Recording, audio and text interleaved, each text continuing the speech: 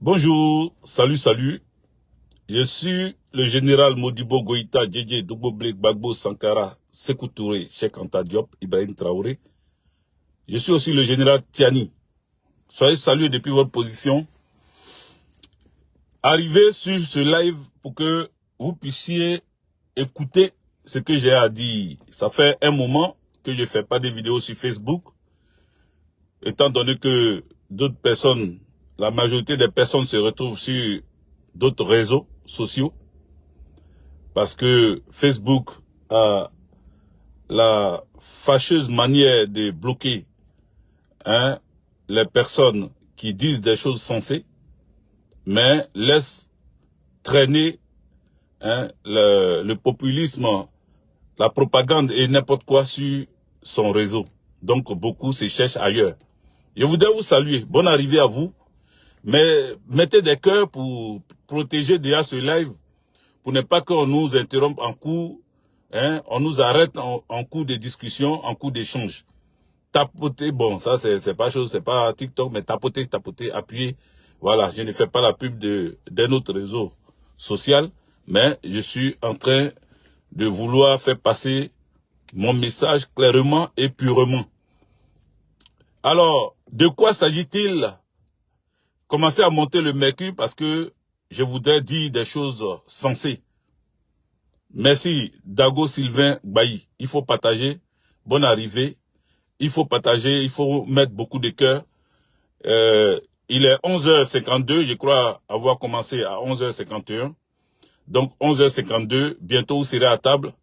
Pour ceux qui ont commencé à manger déjà parce que ils ont des pauses entre 11h et 13h, je voudrais vous dire bon appétit. Bon appétit à vous. Moi, j'ai pas encore commencé à manger parce que mon foutou est en train d'être pilonné. Et tout à l'heure, je serai au rendez-vous de la gastronomie africaine, cuisinée par des mains des 5 étoiles. Voilà. De ma très chère et tendre femme. Je voudrais alors, je sais pourquoi je dis tous ces propos-là aussi, parce qu'il faut rendre hommage aux femmes. Voilà, il faut rendre honneur aux femmes. Donc, honneur et hommage aux femmes. Donc, elle dirait, mais attends, on est en train de, dans ces jours, sortir des vérités sur certaines femmes à travers cette vidéo qui circule partout avec le Balthazar.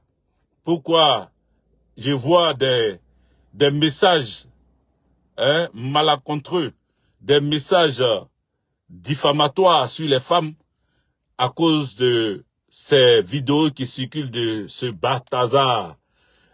Donc beaucoup sont en train de montrer du doigt les femmes, accusant les femmes d'être des trompeuses, voilà, d'être des femmes infidèles. Et là, ça y va de partout. Il y a un même qui a fait un roman dessus, en train d'expliquer l'infidélité de la femme, en train de dire beaucoup de choses sur la femme. Alors, excusez-moi, je suis un homme avec tout ce qu'il faut. Voilà. Donc, je suis un homme. Voilà. Donc, loin de moi, celui qui veut se jouer l'avocat des femmes. Mais il faut, à un moment donné, arrêter. Arrêter de confondre tout. Voilà. Balthazar, comme vous l'avez nommé, ce monsieur Bissau équatorien ou je sais pas quoi, Guinée-Bissau, ce monsieur qui est d'une institution financière de la Guinée équatoriale qui s'est fait filmer dans ses ébats sexuels, beaucoup se sont permis d'interpréter cela parce que il avait plein de conquêtes. On lui octroie plus de 400 vidéos de ce schéma-là.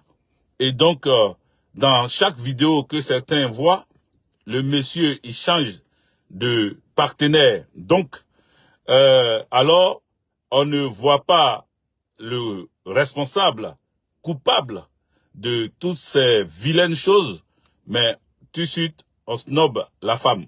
On monte du doigt la femme, on accuse la femme.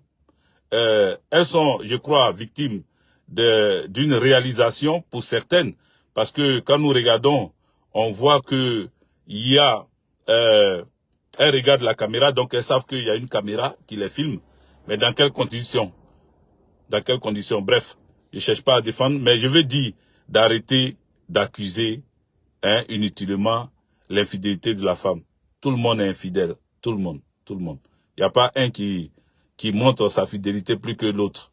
Donc, il faut arrêter. Il faut arrêter de commencer à tout mélanger, de commencer à tout mettre. C'est-à-dire, à chaque jour que nous nous levons, il y a un dossier, il y a un nouveau dossier, il y a quelque chose qui apparaît.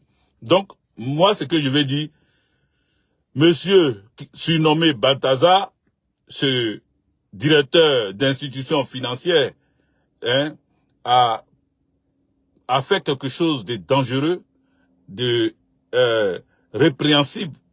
Voilà, quelque chose de répréhensible. Donc, il faut pas tout de suite chercher coupable ailleurs. Je vous ai toujours dit, on prend la victime pour être coupable et on prend les coupables comme des victimes. Beaucoup de femmes, à travers cette vidéo, auront des leçons à prendre. Mais beaucoup d'hommes aussi, à travers cette vidéo, doivent prendre des leçons. Nous sommes tous trompeurs. Il faut faire attention. Il faut faire attention dans la vie. Une année, en Côte d'Ivoire, j'ai quitté à Achma. Pour ceux qui ne savent pas, c'est l'hôpital militaire d'Abidjan. J'ai quitté à Achma et vous voyez la côte pour rentrer aux deux plateaux. Je prenais la côte à pied parce que j'avais un collègue qui devait venir me chercher en voiture. Je ne savais pas qui devait venir me chercher, mais il m'a appelé pour me dire qu'il vient me chercher. Voilà. Donc, en me remontant la côte à pied, je me suis arrêté. Il y avait un lavage auto là. Pour ceux, je parle de mon année. Voilà, les années où j'étais encore à Abidjan. C'est de ça que je parle. Donc, on va dire 2009-2010 par là. Je montais pour aller vers les deux plateaux. Et à gauche, il y a un lavage auto. Et à côté de ce lavage auto, il y avait une jeune dame claire, une jeune fille claire, de teint très clair, qui, quand tu la vois, tu vas penser même que c'est une métisse.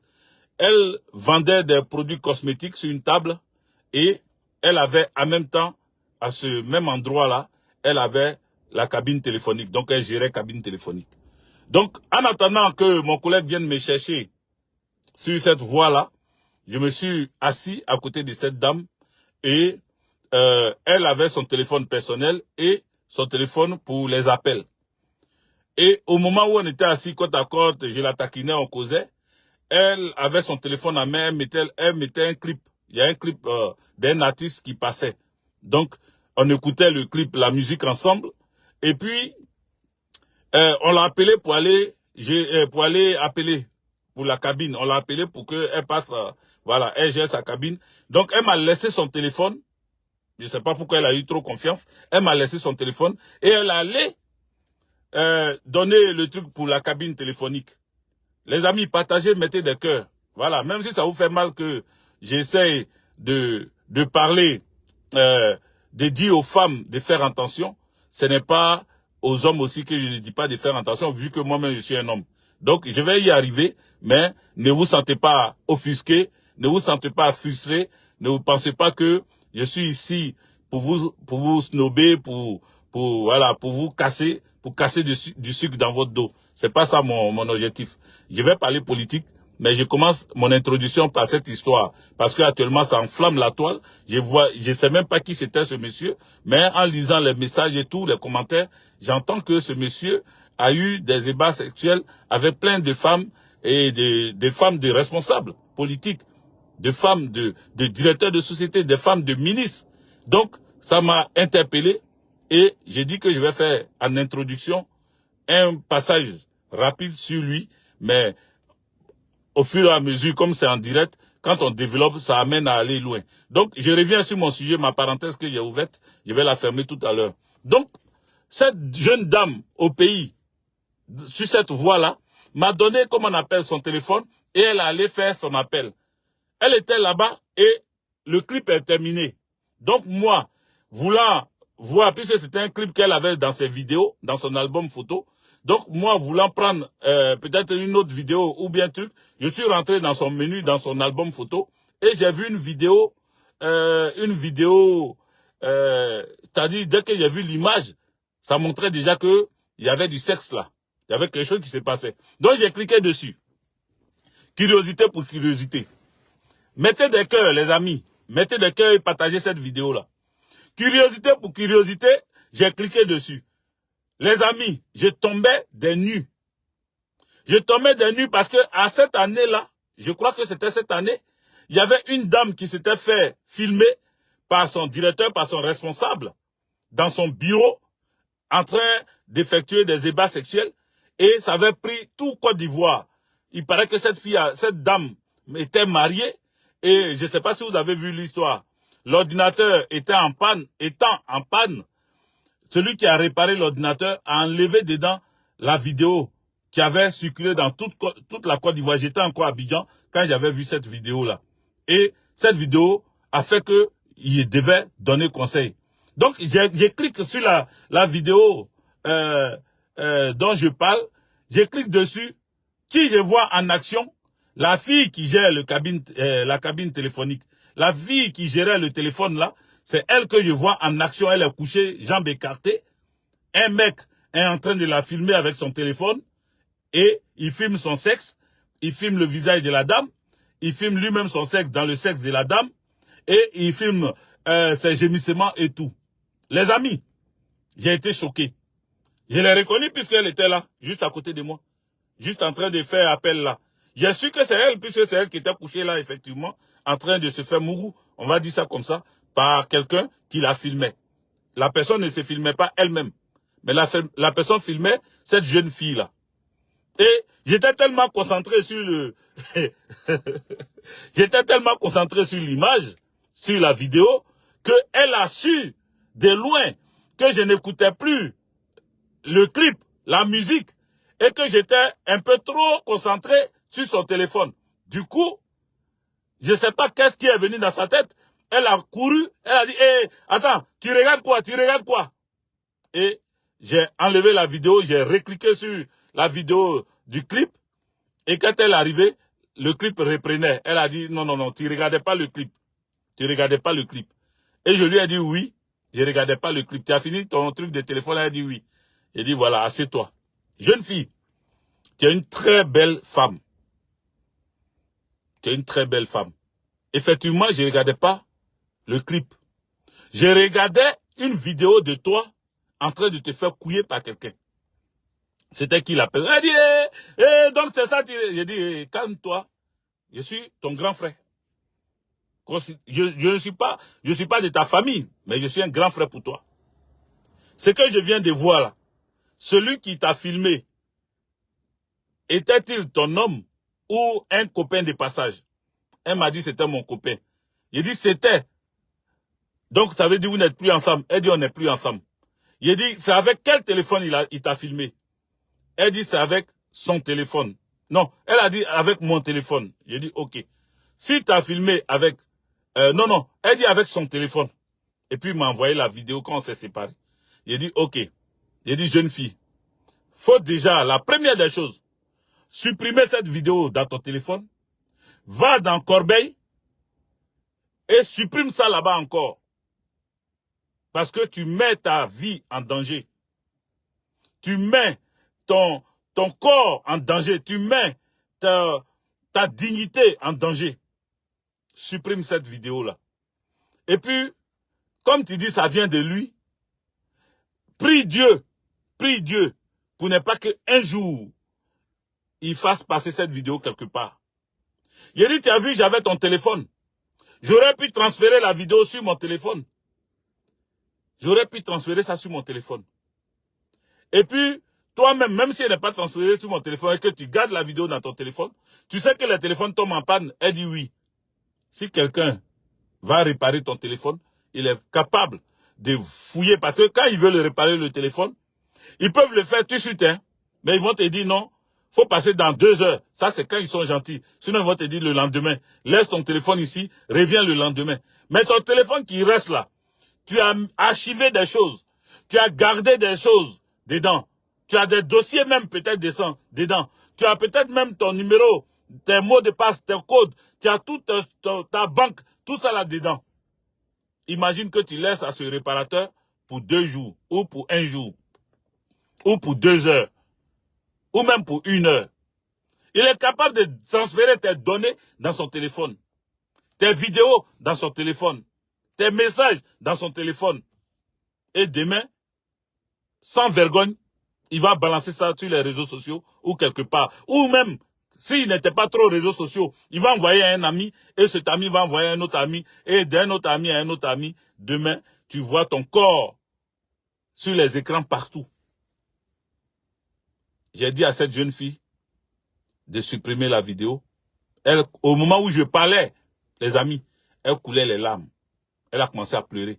Parce qu'elle a vu la hauteur de la bêtise qu'elle a faite. La hauteur de la bêtise. Un homme, et c'est sur ça, je vais quitter sur ce sujet-là. Un homme qui te dit qu'il veut te filmer, quels que soient les milliards qu'il va te donner, chère femme, il faut refuser. Ça, c'est si tu as demandé. Ça fait qu'il y a des femmes, qui ont toujours eu peur. Parce que, regarde, nous qui faisons des vidéos comme ça, quand j'ai rencontré ma femme, un moment, elle était un peu sceptique. Elle était un peu hésitante. Elle avait un peu de peur, de crainte. Parce qu'elle disait que on fait des vidéos. Et ayant vu d'autres cyberactivistes faire des vidéos et même dénuder la femme avec laquelle ils ont couché sur les réseaux sociaux, quand je parle de ça, c'est-à-dire déshabiller la femme en l'insultant, en rentrant dans son intimité, en traitant la femme de tous les noms, la femme avec laquelle ils ont couché. On connaît ceux qui le faisaient. Hein. Ils salissaient les femmes dans les vidéos. Ils disaient même qu'ils avaient des preuves vidéographiques de ces femmes-là. Donc, ça a fait que les femmes ont commencé à craindre, en tout cas certaines femmes ont commencé à craindre de coucher même avec un activiste politique ou même un cyberactiviste ou un blogueur. Et moi, la femme avec laquelle je suis, craignait ce côté-là. Elle disait, j'ai peur. J'ai peur parce que je ne sais pas, peut-être que tu as mis une caméra quelque part ou bien tu es en train de me filmer. Je lui ai dit, ce n'est pas... Il faut regarder l'homme avec qui tu sors. S'il est irresponsable, c'est là que tu vas parler comme ça. L'homme avec qui tu es, si c'est un homme irresponsable, je répète, irresponsable, c'est là que il va aller jusqu'à ça. Et je lui ai donné des exemples. Sur les réseaux, j'ai connu des personnes, je parle de mon exemple moi-même, pour que vous puissiez mieux comprendre. J'ai connu des personnes sur les réseaux que je n'ai pas vues de mes propres yeux vis-à-vis dans la vie réelle, mais que virtuellement, on a échangé, et ces personnes m'ont amené leur nudité en vidéo, en photo. Et j'ai conseillé à ces personnes de ne pas le faire. Jamais le faire. Je l'ai dit. De ne pas le faire. Et ces personnes, se rendant compte qu'elles venaient de faire des erreurs ou une erreur, ont commencé à me demander pardon. Faut pas nous exposer. Faut pas mettre ma photo. Faut pas mettre ma vidéo sur Facebook et tout. Je leur ai dit, j'ai supprimé depuis. J'ai supprimé. Je sais que si ces personnes sont là, parce que ceux qui nous regardent, on ne sait pas qui est qui. Ceux qui nous regardent là, on ne connaît pas derrière la caméra qui nous regarde. Mais si ces personnes-là sont là, parce que ce n'est pas une seule femme qui a fait ça, il y a plusieurs femmes. Et je ne vous parle pas des moindres. Des femmes des générales. Des femmes des généraux. Des femmes des militaires, des généraux. Des femmes de certaines personnalités qui m'ont, moi, Hervé Didier, envoyé leurs images, leurs photos nues, leurs vidéos. Vous comprenez? En même temps que ça vient, je leur apporte des conseils. Et moi, je supprime chez moi et je leur dis de supprimer chez elles. Faut pas qu'elles s'amusent à se promener, à faire des trucs comme ça. Quand j'appelle même une personne en vidéo, qu'elle commence à se déshabiller, je lui dis, faut arrêter ça. Parce que tu sais pas à qui tu parles. Tu sais pas qui est en face de toi. Quel est le degré de perversité qui est dans sa tête? Quel est le degré de nuisance qui est dans sa tête? Femme comme homme, il faut faire attention. Il faut faire attention. Donc, j'apporte ce conseil à travers ce qui se passe actuellement et j'exhorte les hommes qui sont très pressés, très rapides. Peut-être que dans ta vie, tu as été trompé plusieurs fois par ta femme. Il faut éviter de généraliser. Voyant Balthazar et ses nombreuses conquêtes dans ces vidéos-là, des gens écrivent des choses sur les réseaux en traitant des femmes d'infidélité et en disant que les femmes, oh, elles sont, ou quand tu les vois comme ça, c'est les plus grandes infidèles et tout. Il faut arrêter. Nous sommes tous pareils. Il faut arrêter. Nous sommes tous pareils. Il faut qu'on se donne des conseils, c'est tout. Donnons-nous des conseils au lieu d'accuser. C'est facile d'accuser. Oui, on a vu Balthazar en train de coucher avec différentes femmes. On dit même il y a des femmes de ministres dedans. On dit il y a des femmes de directeurs de société, des femmes de juges et tout, procureurs, tout ça dedans. Au lieu de commencer à pointer du doigt ces femmes-là, il faut que ça nous serve de leçon. Il faut que ça serve de leçon aux femmes. Il faut que ça serve de leçon aux hommes. Oui, aux hommes aussi. C'est un homme qui est en train de s'exhiber à travers les vidéos que lui-même il fait. Et financièrement, il paraît-il qu'il est posé financièrement. Donc, pour que ces femmes-là se donnent à lui, pour qu'elles puissent s'offrir comme ça en direct, en regardant la caméra, tout ça, c'est qu'il a dû déposer des sommes. Mais est-ce que des sommes doivent tourner la tête des femmes? Est-ce que les sommes doivent tourner la tête des hommes? Parce qu'il y a des hommes qui sont prêts. C'est pour cela que, excusez-moi, peut-être je vais faire du coq à l'âne, mais ça va dans le même, ça va dans ce que je suis en train de dire, dans la même lignée. Vous voyez, un jour j'ai attendu, comment il s'appelle? Un artiste que j'aime beaucoup. Yodé Siro. Voilà, mais le second, Siro. Je l'ai entendu dans un truc de comédie où ils étaient en train de rigoler, lui, Willy Dombo, tout leur groupe là. Les amis, mettez des cœurs. Tout à l'heure, on était 100 et quelques. On a commencé à descendre parce que il y en a qui n'aiment pas trop qu'on le pointe du doigt ou qu'on défende la femme. Il y en a qui n'aiment pas trop ça. Oh, je suis pas en train de défendre quelqu'un. Je suis en train de donner conseil aux femmes comme aux hommes. Donc, je me positionne en tant que impartial. Je me positionne je ne suis pas neutre, hein, mais je me positionne pour pouvoir être le conseiller des deux camps. Les hommes comme moi, mais les femmes aussi. Voilà. Donc, il faut partager, il faut mettre des cœurs, il faut faire en sorte que cette vidéo parte parce que des gens ont besoin de conseils. Il y a des gens qui n'ont plus de famille, il y a des femmes qui n'ont plus de famille, il y a des hommes qui n'ont plus de famille.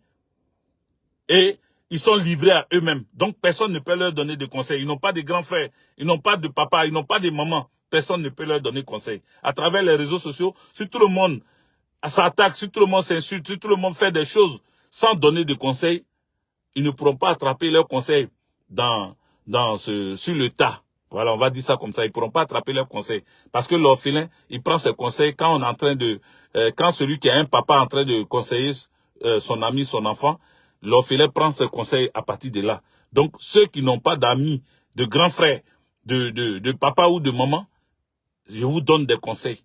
Donc, prenez ça, partagez, tapotez, mettez des cœurs et envoyez cette vidéo partout dans les groupes, dans les inbox. Parce que ce que je dis est très sensé et moi-même, je suis fier de ce que je suis en train de dire. Alors, Yodé et Siro, pour revenir à eux, surtout Siro, a eu à dire avec les Willy Dombo, il parlait d'un truc où il disait combien tu donnes à une femme, hein, combien tu pourrais donner à une femme et tout. Et j'attendais, d'autres disent qu'ils donnent 100 000, d'autres disent qu'ils donnent 150 000 et tout. Et non, d'autres disaient 50 000, voilà. 50 000, 20 000, 30 000. Et puis, il y a un, je ne sais pas lequel, si c'est Willy Dombo ou qui a dit non, mais ça c'est petit. Il faut donner au moins 200 000. Il dit, moi, quand je veux sortir à une fois, je lui donne 200 000 francs ou 300 000. Et quand il a dit ça, Siro a dit, ah, toi tu donnes 200, 300 000. On dirait que tu as mes mougous, hein. C'était vite fait comme ça. Les gens ont rigolé de ça. Mais je vous assure que moi, ça m'a interpellé.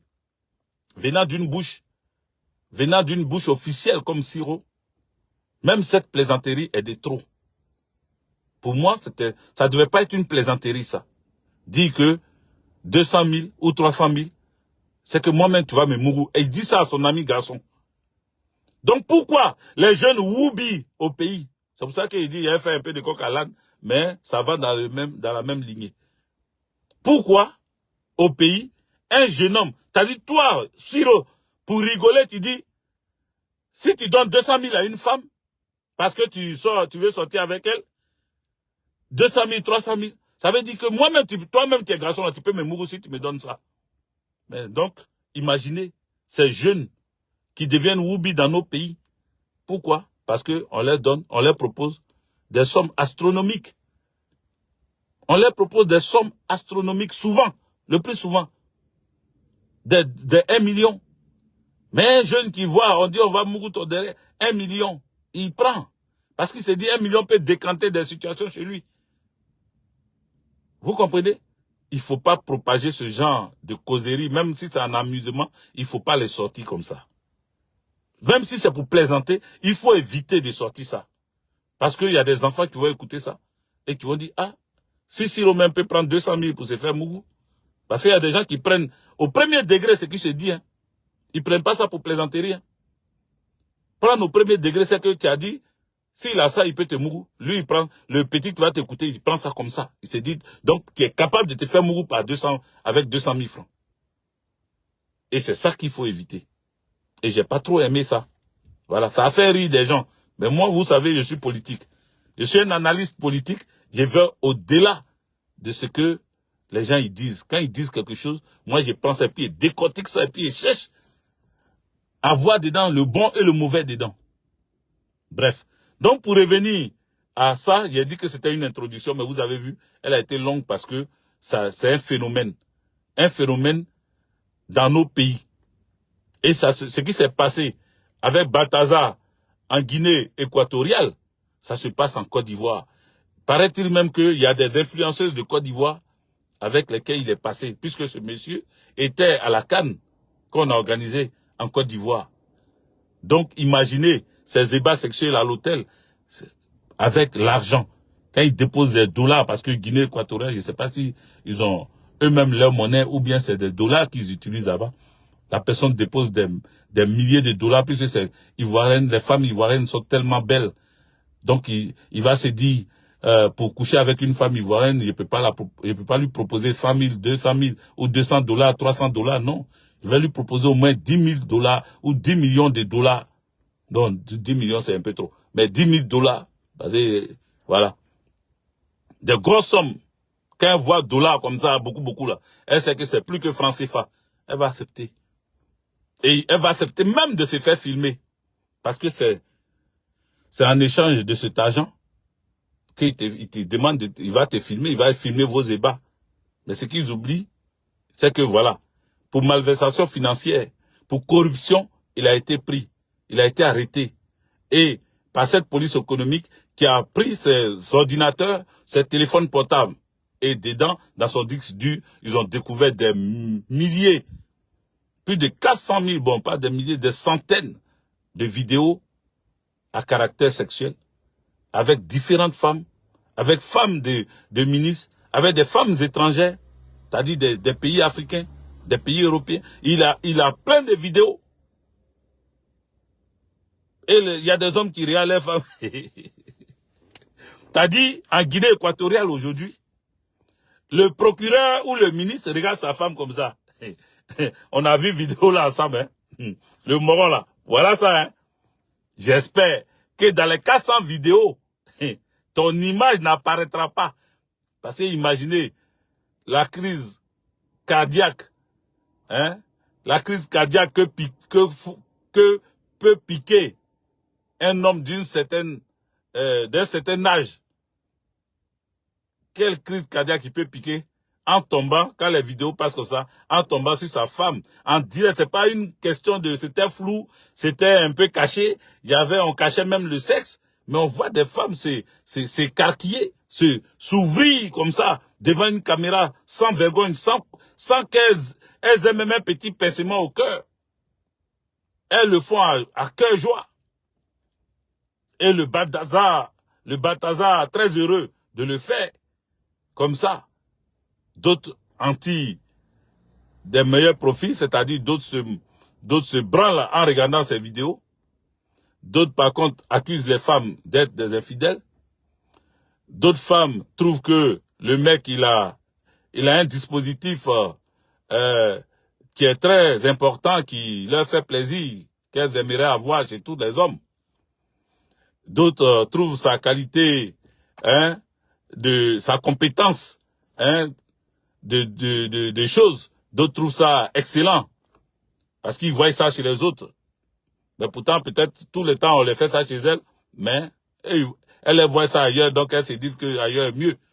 Il y a plein de choses comme ça, chacun y a tiré son important. Moi, ce que je dis de ces vidéos-là, ou de ces dires de ces gens, c'est que il faut qu'on fasse attention, homme comme femme.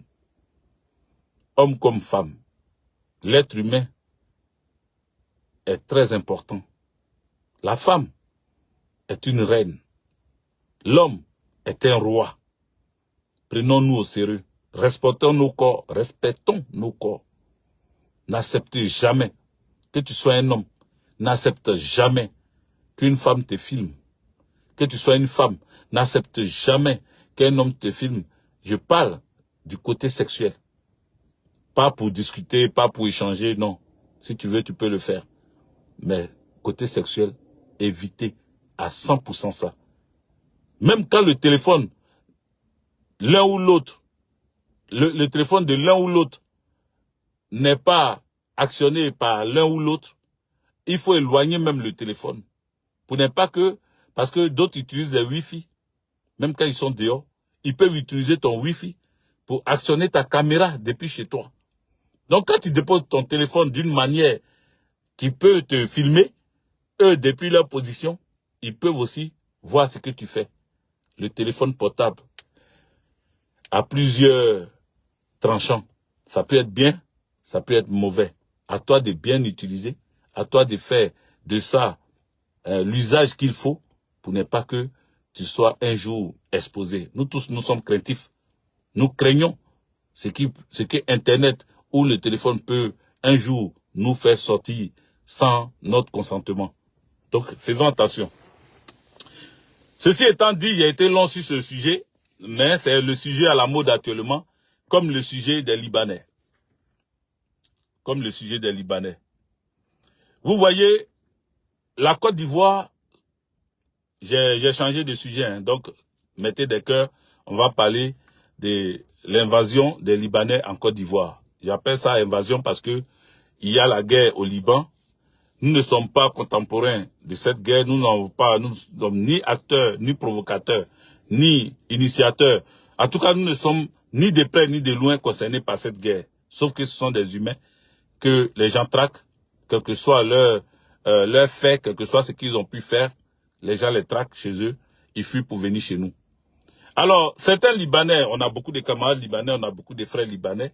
Certains Libanais s'offusquent quand des Ivoiriens commencent à se plaindre et à citer plein de choses sur leur comportement. Cher ami, il y a eu plein de choses qui se sont passées avec les anciens, comme certains nouveaux Libanais vivant en Côte d'Ivoire. Si vous voyez que les Ivoiriens sont très en colère, quand tu les entends parler, c'est avec une rage, c'est avec une colère inestimable. Ils parlent parce que c'est du vécu pour chacun. Beaucoup de familles ont eu à vivre avec des Libanais. Beaucoup de familles ont eu à vivre avec des Libanais, et ont eu à travailler avec des Libanais. Donc, quand des gens parlent, ils parlent de leur vécu. Ils parlent de leur vécu. Donc, les bons Libanais, puisqu'il y a dans toutes choses, il y a toujours des bons grains et des mauvais grains. Du côté des Libanais, il y a beaucoup de mauvais grains. Beaucoup de mauvais grains. Beaucoup de mauvais grains. Est-ce dû à leur côté raciste contre l'homme noir? Ou ce sont des conseils d'enfance, une éducation, lavage de cerveau depuis leur enfance, de génération en génération, qui a fait qu'ils sont dans cette posture? Je n'en saurais dire autant. Mais ce que je dis, c'est que on a constaté beaucoup de choses. Beaucoup de choses. Non seulement du côté des Libanais, mais même du côté des Arabes. Dans les pays arabiques, dans les pays comme la Tunisie, le Maroc, la Libye, on a subi beaucoup de choses. Même le Liban. Même le Liban. Même le Liban. Vous voyez? Donc, et il y a beaucoup d'Africains, et même des Ivoiriennes et Ivoirois, qui confondent entre Libanais, Tunisiens, Marocains. On les confond tous. Ils ont un peu la même tête d'Arabes là, même tête des Turcs là. Donc on les mélange tous ensemble. Ce qui fait que vous verrez d'autres s'énerver, mais ils s'énervent parce que ils ont vécu des choses au Maroc. Ils s'énervent parce que ils ont vécu des choses en Algérie. Ils s'énervent parce qu'ils ont vécu des choses en Tunisie. Donc ils mettent tout ensemble. Ce racisme grossier continue dans ces pays-là. Et beaucoup en ont souffert. Quand ils font retour à la case départ, quand ils font retour au pays, ils en parlent avec beaucoup de dédain. Ils en parlent avec beaucoup de mépris parce que ils ont souffert. Et personne ne peut leur dénier ça. Tous les Libanais vivant en Côte d'Ivoire, qui ont vécu en parfaite harmonie avec des Ivoiriens, comme Sam l'Africain par exemple, qui lui s'est intégré à 100%, qui est vraiment rentré dans le corps de l'Africain, de l'Ivoirien. Beaucoup n'ont pas compris qu'il faut s'intégrer. Et même si tu veux pas t'intégrer, mais faut pas mépriser l'autre. Faut pas haïr l'autre. Faut pas piétiner l'autre. Faut pas écraser l'autre. Parce que nous sommes tous des êtres humains. Et beaucoup de Libanais se sont trompés sur ce chemin-là. Donc ce qui se passe, ce n'est pas une affaire de foutaise. Vous savez, j'aime raconter les histoires qui me sont personnelles. Souvent, quand tu parles aux gens, les gens t'aiment parce que tu parles, tu ouvres ton cœur, tu parles avec tes tripes, tu parles avec ton esprit, tu parles avec ton âme. Les gens, c'est pour ça qu'ils me suivent. Ça fait 10 ans. Depuis 2014, j'ai fait des vidéos. On est en 2024, ça fait combien? Ça fait 10 ans exactement. Exactement, ça fait 10 ans que je suis sur les réseaux sociaux. Mais ces 10 années-là, est-ce que ces 10 années m'ont apporté quelque chose? Est-ce que ça a apporté quelque chose à mon auditoire? À ceux qui m'écoutent, à mon auditoire, à ceux qui m'écoutent? Est-ce que ça a apporté quelque chose dans ma vie? Ou dans la vie de ceux qui m'écoutent? Ou dans la vie de mes proches? Je dirais positivement, 10 ans après, je dirais oui. D'ailleurs, je prévois faire une petite soirée. Voilà, pour mes 10 ans de carrière, parce que je vois les gens. Qu'est-ce que vous en pensez? Ce jour-là, je vais inviter tous les activistes qui font des vidéos. Et on va tous manger ensemble, on va danser, on va inviter des artistes. Je vais faire une soirée comme ça. Qu'est-ce que vous en pensez? Maintenant que vous êtes là. J'ai toujours agi comme ça, voilà. Souvent, c'est avec vous que je parle, c'est avec vous que je demande des conseils. Donc, vous êtes là, si vous êtes d'accord, mettez des cœurs. Voilà, parce que les artistes qui chantent là, ils font souvent, leur fête de 10 ans de carrière. Ils font soirée pour ça. Jusqu'à ils ont parrain, ils ont marraine, tout ça là. Ils ont directeur artistique et tout ça. Donc, moi aussi, étant sur les réseaux depuis 10 ans, j'ai apporté des choses aux gens. J'ai été méchant pour certains. J'ai été odieux pour certains. Mais j'ai apporté beaucoup de bien. Quand on va mettre ça dans la balance, on va voir que j'ai pesé lourd du côté du bien.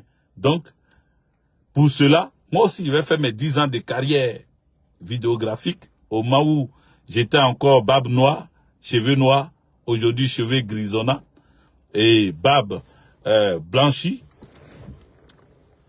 Tout ça là, je vais aussi faire mes 10 ans de carrière dans la politique, comment on appelle, dans la politique des réseaux sociaux. Voilà. Si vous êtes d'accord avec ça, j'ai dit mettez des cœurs, ou bien vous voulez pas que je fasse mes 10 ans de carrière aussi. Si vous voulez pas, dites-moi, c'est vous qui décidez. Si vous voulez pas, je fais pas. Voilà, on va continuer comme ça.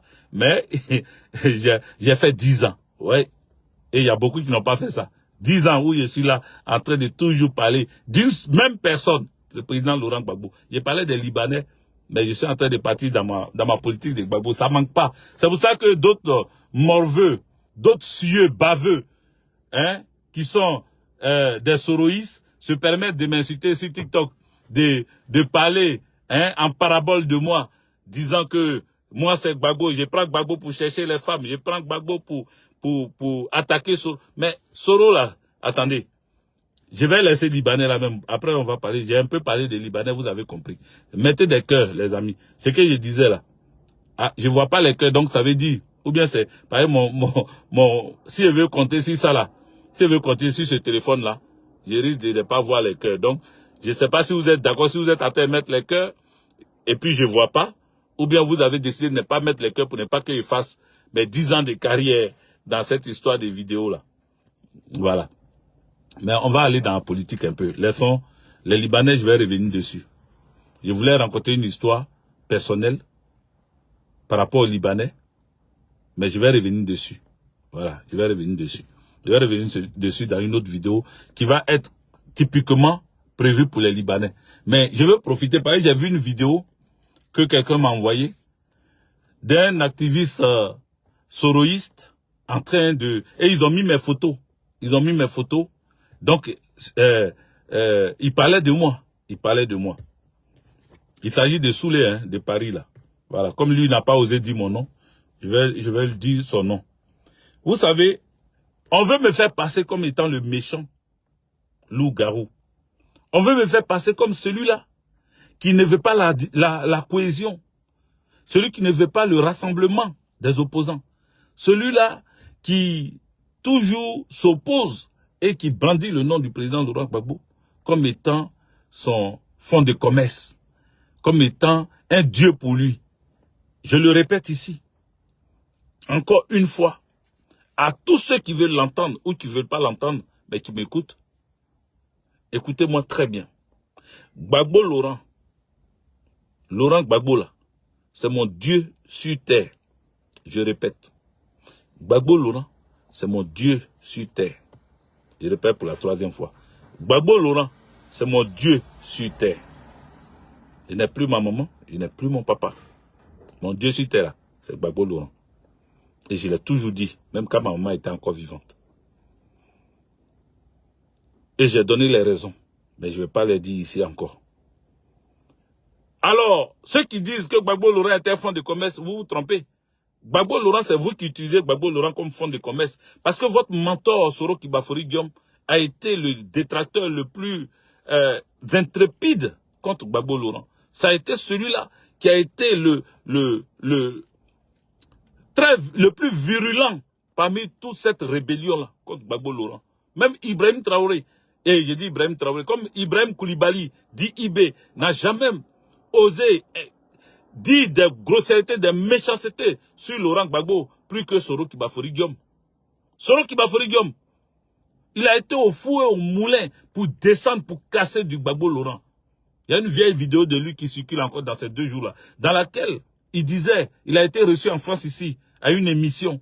Et dans cette émission, il disait que c'était Gbagbo Laurent qui était l'anti-français. C'est-à-dire, Gbagbo Laurent appuyait sur le bouton des miliciens, comme ils le disent, pour que chaque milicien attaque les Français en Côte d'Ivoire. Et que le Nord n'avait rien à voir. Le Nord était très ami avec les Français, mais c'est le Sud. Regardez comment il prononçait les choses. Et ce que je dis, il y a des preuves. Je dis, c'est en vidéo que j'ai vu ça. Où il a été reçu à une émission ici, où il disait ça. Mais c'était grave. C'était grave dans le sens où il voulait faire passer les sudistes pour des xénophobes, pour ceux-là qui étaient des anti-français. Pourtant, ça n'a jamais été le cas. La majorité des Français vivent au sud, déjà. Quand on dit qu'il y a 15 000 Français en Côte d'Ivoire, la majorité vivent au sud. Donc, quand il dit qu'au nord, on est amis, moi-même, mon voisin, c'est une Française, et ma voisine, c'est une Française, et on est en parfaite harmonie. Mais c'est dans le sud qu'il y avait ce sentiment anti-français, c'est faux. Il a menti par le passé. Son mensonge le rattrape aujourd'hui. Il faisait passer le président Laurent Gbagbo pour le xénophobe. Il faisait passer le président Laurent Gbagbo pour le tribaliste. est-ce que ces thèmes sur des grandes chaînes de télé, est-ce que ces thèmes n'ont pas empoisonné la vie politique en Côte d'Ivoire?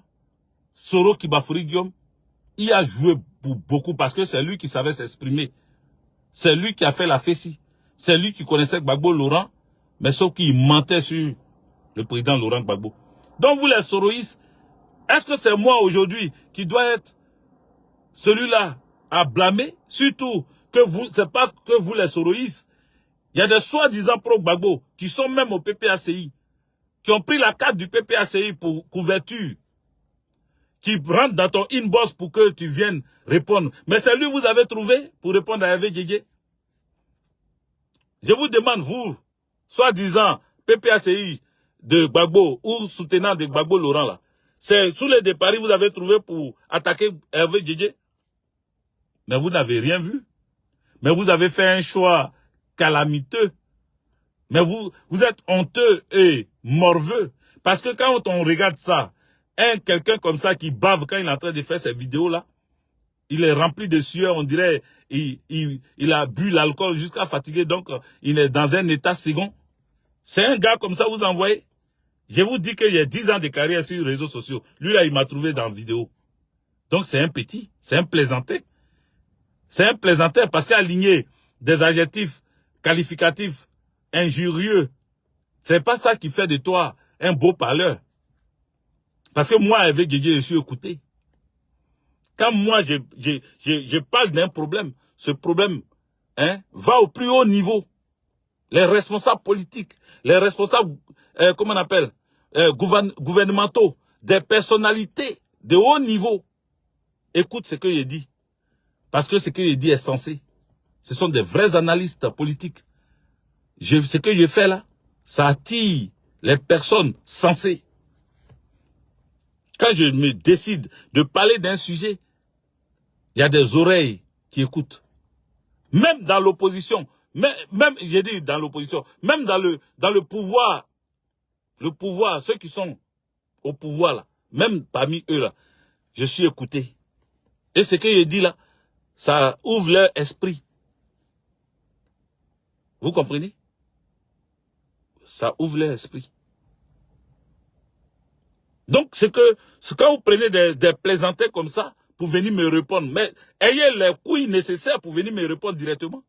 Parce que moi, j'ai dit que vous êtes des arrivistes, vous êtes des opportunistes. Vous avez pris le nom de Gbagbo pour faire une couverture. Parce que vous aviez été rebelles. Et j'assume ce que j'ai dit. Vous étiez des rebelles. Vous étiez avec Alassane Dramane Ouattara et Soro Kibafori Guillaume. Aujourd'hui, vous prenez le nom de Gbagbo pour vous couvrir. Parce que vous savez que Gbagbo revient au pouvoir. Comment faire pour bouffer? Parce que quand Ouattara était au pouvoir, vous bouffiez avec lui. Et comme Soro Kibafori Guillaume a bouffé jusqu'à la dernière minute où on a commencé à le poursuivre, vous avez suivi Soro, mais vous saviez que Soro Kibafori Guillaume n'allait pas vous amener au palais. Quand vous avez compris ça, la seule personne qui était la personne ressource, c'était Gbagbo Laurent. Du coup, vous avez changé de veste. Vous êtes devenus des Gbagboïstes. Vous avez commencé à suivre Gbagbo Laurent. Mais en réalité, vous êtes là où le soleil brille. Je l'ai dit. Quand vous créiez vos partis politiques, c'était pour les amis. Mettez des cœurs, et puis partagez, parce que vous oubliez souvent quand je suis en train de parler, vous êtes tellement dedans que vous oubliez ce que vous devez faire. Il faut partager. Et continuer à mettre des cœurs. Je vais leur parler pour qu'ils comprennent. Gbagbo Laurent là, vous avez pris Gbagbo Laurent, mais à l'époque, quand vous créiez vos partis politiques là, c'était pour faire quoi, au juste? C'était pour faire quoi? Vous aviez créé vos partis politiques pour être des candidats face à Gbagbo Laurent. Ce que Blé Goudé fait aujourd'hui, et puis on dit, pourquoi il a créé son parti politique? S'il était vraiment l'enfant de Gbagbo, il allait suivre le président Laurent Gbagbo. Pourquoi il a créé son parti politique? Donc, désormais, il est adversaire. Vous étiez adversaire de Gbagbo Laurent à travers vos partis politiques. C'est parce que vous avez vu l'homme, vous avez vu la puissance de l'homme. Vous avez vu que depuis qu'il était en prison, toujours les gens partaient à la haie. Les gens n'ont jamais fléchi, ils n'ont jamais faibli. Ils étaient tout le temps derrière lui. Ça là, vous avez vu ça? Ça vous a donné envie. Ça vous a donné envie de revenir avec lui. de revenir à la maison avec lui, de travailler avec lui, de chercher votre place, un poste dans son truc, dans son parti politique. Donc si vous êtes dedans là, les anciens comme nous là, respectez-nous. Quel que soit le rang que vous avez, vous devez nous respecter. Parce que nous, on n'a jamais tergiversé. On n'a jamais changé. On n'a jamais créé parti politique contre Gbagbo Laurent. On est resté FPI, on est devenu PPACI. Sans passer ailleurs. Donc vous devez nous respecter.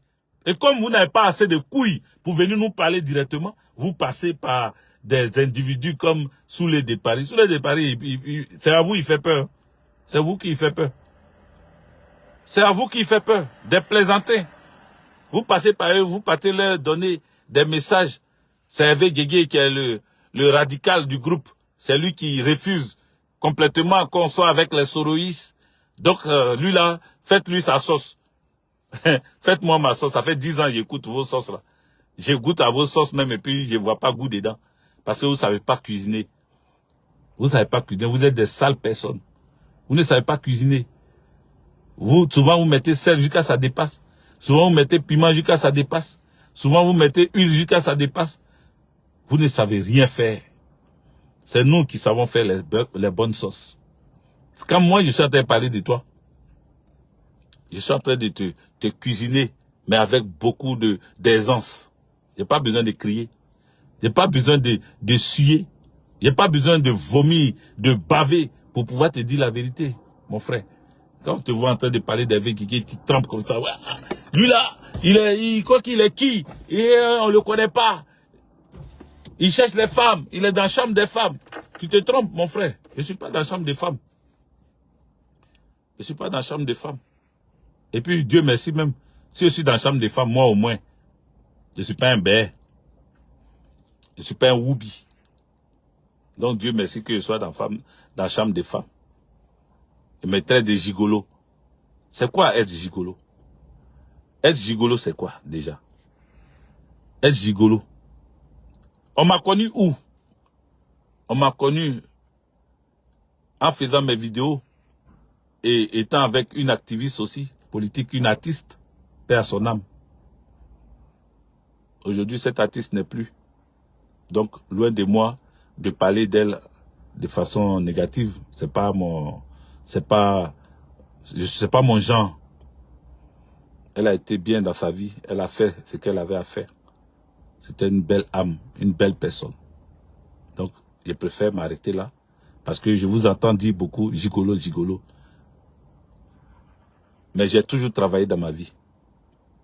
J'ai travaillé. Depuis que je suis vivant, je travaille. Et ici, je travaille. Même quand j'avais eu un accident, je travaillais. J'étais allé travailler, même étant blessé, ayant eu fracture. J'étais au travail. Et mon travail consistait à vérifier dans les marches d'escalier les étages jusqu'au 5e étage. Et je faisais ça sans ascenseur. Jusqu'à ce que mon contrôleur vienne me voir en train de travailler avec des béquilles. Ah, il m'a dit non, non, non. Si les contrôleurs, si l'État vient, envoie ses contrôleurs sur les sites et puis me voit comme ça, c'est la société qui va prendre un coup. Et on m'a fait arrêter. On m'a dit d'aller me soigner correctement avant de venir travailler. J'ai toujours travaillé. J'ai toujours travaillé. J'ai gagné mon argent honnêtement. J'ai toujours gagné mon argent honnêtement. Honnêtement. Je n'ai pas eu besoin de quelqu'un, d'une femme, quel que soit ce qu'elle touche ou pas. Je n'ai jamais eu besoin d'argent de femme pour vivre. De quoi parle l'auteur quand on parle de gigolo? Il n'y a plus d'injures, il n'y a plus de mots, il n'y a plus de paroles. Vous n'avez plus d'adjectifs qualificatifs. Vous ne savez plus quel mot utiliser pour insulter Hervé Guégué. Si vous ne savez plus, vraiment, gigolo, là, c'est pas le thème approprié. Cherchez un autre thème. Sinon, gigolo, ça ne reflète pas ma personne. Quand vous dites gigolo même, ma femme rit. Parce que, elle dit de qui on parle même. De qui on parle? C'est de toi on parle? Ah! Donc, les gens, ils mentent. S'il n'était pas à toi, Ils n'allaient pas comprendre que les gens savent mentir dans les vidéos. Hein. Oui, oui, les gens, ils mentent. Vous mentez beaucoup parce que vous ne connaissez pas ma vie. Vous ne connaissez pas du tout ma vie. Même les enfants de ma femme qui sont mes enfants aujourd'hui, ils disent ça. Ils disent, mais le tonton, un jour, il faut mettre vidéo, on va leur répondre pour dire, c'est faux. Le tonton gigolo. Donc, cherchez un autre thème. Sinon, c'est pas gigolo. Vous vous trompez. Des personnes peut-être. C'est pas moi. Voilà. Donc, je voulais vous dire d'aller chercher ailleurs. Voilà. Je le voyais en train de vomir ici les réseaux sociaux, trembler comme ça. Mais est-ce que c'est moi l'erreur? C'est pas moi l'erreur. Cherchez l'erreur. L'erreur, c'est pas moi. C'est pas moi, Hervé Guigué, qui dit que Soro était sanguinaire et qu'il doit répondre devant un tribunal approprié. Est-ce que ça là le dit, c'est être divisionnisme ou bien celui qui n'aime pas la cohésion? J'ai dit la vérité. Je suis un sanguinaire qui s'appelle Soro Kibafori Guillaume. Mon président dit, on n'a qu'à le laisser rentrer au pays. Mon président dit, venez, on va former une coalition. Mais mon président n'a pas encore dit qu'on n'a qu'à être alliés. Quand je vois des gens dire qu'on va marcher, on marche avec les soroïstes, à chaque fois, ils sont là, on va marcher avec le GPS, on va marcher avec les soroïstes. Mais vous marchez avec les soroïstes là. Moi, je suis secrétaire de section. Pour que moi, j'aie marché avec un soroïste, j'ai besoin d'un document officiel de mon parti, du président Laurent Gbagbo, disant que désormais, on est alliés au GPS. Donc, on peut faire les choses ensemble. Tant qu'il n'a pas vu ce document et qu'on me dit non, j'ai appelé, et puis ou bien j'ai parlé, et puis oralement comme ça, on m'a dit que on peut marcher avec eux. Moi, je ne considère pas ça. Parce que je suis un responsable politique. Voilà. Ma responsabilité, c'est en face d'un document officiel. Comme ça, quand moi je sors, je sais que je suis sorti à la demande de mon président du parti. C'est ça qui est la vérité. Donc, quand vous êtes là, et puis vous êtes là, vous dites qu'on n'a qu'à forcément marcher avec eux. Moi, je dis, ne marche pas avec eux. Faites 300 000 marches. Montrez que vous pouvez trouver la population. Mais ceux avec qui vous marchez là, c'est eux qui vont venir voter Gbagbo Laurent. Vous êtes sûr? On dit non, politiquement, on ne sait jamais demain. Si le président Laurent Gbagbo passe au deuxième tour, on aura besoin de leur voix. Vous êtes sûr? Vous êtes sûr qu'ils vont vous donner leur voix? Eux, ils préfèrent encore, je vous le dis ici maintenant, ils préfèrent encore Alassane Dramane Ouattara que de mettre Gbagbo Laurent au pouvoir. Parce qu'ils savent ce qu'ils ont fait. Je répète, peut-être que vous ne comprenez pas français. Ils savent, plus que tout le monde, que demain, si Gbagbo Laurent se trouve face à n'importe quel adversaire du RHDP, leur voix là, ils ne vont pas déporter ça sur vous. Jamais sur Gbagbo Laurent. Ils vont préférer prendre le RDR d'Alassane Dramane Ouattara que de prendre un Gbagboïs ou même Gbagbo lui-même.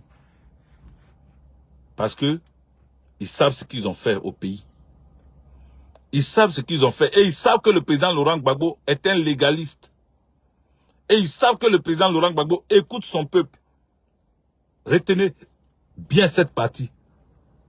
Je répète cette partie pour que vous puissiez retenir ça bien. Ils savent que Gbagbo Laurent écoute beaucoup son peuple. Oh, le peuple de Côte d'Ivoire va réclamer la justice et la vérité. Qu'est-ce qui s'est passé? Le génocide, où est là? Vous pensez que si Gbagbo Laurent au pouvoir, il va bannir ça comme ça? Pour vous, ils vont dire non, c'est contre-productif ce que tu fais. Chacun peut déterminer ce qui est productif ou contre-productif. Moi, je sais que ce que je suis en train de dire n'est pas contre mon président, puisque c'est mon Dieu sur terre. Je sais ce que je peux dire pour que ça avance. Donc, ce que je suis en train de dire là, c'est clair. Mettez des cœurs, les amis. Je ne vois pas, hein, je ne sais pas si vous êtes en train de mettre. Je ne vois pas les commentaires, je ne vois pas les cœurs. Et puis, mon deuxième téléphone n'a pas d'unité, donc c'est bloqué. Donc, mettez des cœurs. Mais le président Laurent Gbagbo, il écoute toujours son peuple. C'est pour ça qu'il a fait forum de la réconciliation quand il a pris le pouvoir. Pour écouter le peuple. Qu'est-ce qu'on reproche à qui? Qu'est-ce qu'on dit de qui? Quand il va prendre le pouvoir, il sait qu'il y a un gros travail à faire. Avant de passer à autre chose, avant de parler de réconciliation, avant de passer à autre chose, la vérité et la justice doivent être faites. Maintenant, s'il doit amnistier, il va amnistier. Mais il faut que les coupables soient reconnus. Quels sont ceux qui ont fait le génocide ouais? Quels sont ceux qui ont tué les BT à Gagnoua, à Dibérois, à Issia, même à Korogo? Les gendarmes qui étaient là-bas, le préfet. Ceux qui les ont tués là, ils ont leurs familles qui vivent. Donc on va passer du revers de la main, c'est-à-dire on va balayer ça du revers de la main, sans rendre justice un jour. Je répète encore qu'il aura amnistié par Laurent Gbagbo parce que c'est un homme de bon cœur. C'est quelqu'un, c'est lui seul qui peut sauver même ceux qui ont inventé les gens. Mais il faut d'abord reconnaître ton tort. Il faut que d'abord la justice te reconnaisse coupable d'avoir éventré des gens, d'avoir brûlé des gens vivants, d'avoir arraché des biens d'autrui. Il faut déjà que tu répondes de ça. Et puis après, si on doit t'amnistier ou te gracier, ça va se faire. Mais ça là, c'est pas encore fait. Et puis on vient nous dire non, ça va. Et donc eux là, ils savent qu'on doit savoir la vérité. Et cette vérité-là, Gbagbo Laurent l'a dit, qu'on doit savoir la vérité. Quels sont ceux qui ont commis les crimes? Lui, il a été acquitté. Mais quels sont ceux qui ont commis les crimes? Quand il demandait ça là, donc pour vous, quand il demande ça, ça veut dire Soro n'est pas dedans. Quand il demande ça, ça veut dire que Ouattao et ceux qui sont encore vivants là, Théo Fosier n'est pas dedans. Quand il demande ça, ça veut dire les shérifs Ousmane ne sont pas dedans, c'est Alassane Draman Ouattara seulement. Mais vous vous trompez. Oui, moi je peux vous le dire ici. Parce qu'il ne détermine pas quand il parle. Il dit, il a été acquitté. On l'a accusé de crimes contre l'humanité. Il a été acquitté, blanchi. On l'a accusé de malversation financière, détournement et tout. Mais il a été blanchi de tout ça là. Tout le monde sait que les banques BCAO, de Korogo, de Man et de Bouaké ont été cassées par les rebelles. Le porte-parole des rebelles qui s'est érigé en secrétaire général de la rébellion, il s'appelle Soro Kibafori Diom. C'est sous ses ordres que ces banques-là ont été cassées. Et il y a un témoignage de quelqu'un qui a travaillé avec Soro Kibafori Diom dans la rébellion, qui est sorti pour dire comment ils ont cassé les banques BCAO, comment ils se sont partagés l'argent. Mais tout ça, ça va rattraper Soro. Vous pensez que c'est parti comme ça? Vous pensez que c'est fini comme ça? On peut ne même pas parler des banques là parce que c'est pas nous. Le président Laurent Gbagbo n'a rien à foutre avec ça. Mais les crimes de sang là, il va falloir que chacun réponde. Il faut que Soro se dédouane. Il faut qu'il nous dise qui l'a envoyé. Quand il donnait des ordres là, c'était au nom de qui? Il faut qu'on le sache. Et vous dites que c'est pas le moment. On approche des élections. Le président Laurent Gbagbo dit chacun, comme on est ivoiriois, on est africain, chacun va vouloir présenter son candidat. Si Gbagbo Laurent a dit ça, ça veut dire qu'on ne va pas partir avec Soro Guillaume dans notre groupe. Soro Guillaume sera candidat. Quand Gbagbo dit ça, là, ça veut dire que on va aller tous en rang dispersé. Et que c'est au deuxième tour qu'on va voir maintenant quels sont ceux qui vont vouloir venir. Sinon, dans un premier temps, là, ils ne sont pas prêts à dire que Gbagbo Laurent, lui, on est prêt pour qu'on accompagne Gbagbo Laurent. Donc ceux qui ne sont pas prêts pour qu'on accompagne Gbagbo Laurent au pouvoir, là, c'est avec eux que tu vas t'asseoir. C'est avec eux que tu vas manger. C'est avec eux que tu vas marcher. Est-ce que tu sais quel poison ils ont dans leurs mains? Quel poison ils ont sur eux? Qu'est-ce qu'ils sont prêts à faire pour que Soro soit devant? Toi, tu sais ça? Moi, j'ai mon don d'intuition. Je suis un visionnaire de l'église du christianisme céleste. Je ne vais pas me laisser avoir par des gens, des transfuges du RDA ou des transfuges du GPS qui sont venus au milieu de nous là. Je ne vais jamais me laisser avoir par eux. Vous me voyez là, je tourne, mais je fais très attention à moi. Jamais je vais me faire avoir par eux.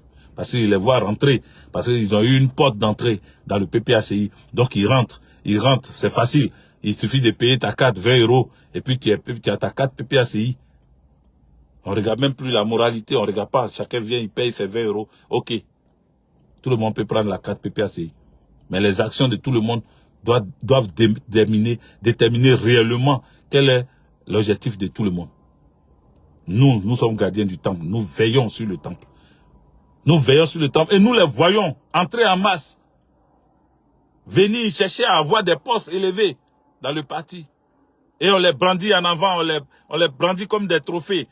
On les brandit comme les trophées, on les met devant.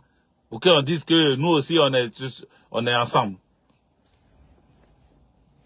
Voilà ce que je voulais dire. J'ai été long. Mais si je suis venu, j'ai fait 1h04, c'est trop. Donc, je vais vous laisser. Peut-être que quand j'aurai la force, je vais venir sur TikTok. Comme c'est là-bas, il a parlé de moi. Je vais faire un live TikTok pour parler de ce soulard de Paris qui s'est permis de me traiter de tous les noms. Pourtant, ça ne va pas m'empêcher de parler de Soroki Baféry-Guillaume. Je serai toujours au taquet. Je vais toujours parler de ce gros criminel. Ce gros criminel, je vais toujours parler de lui.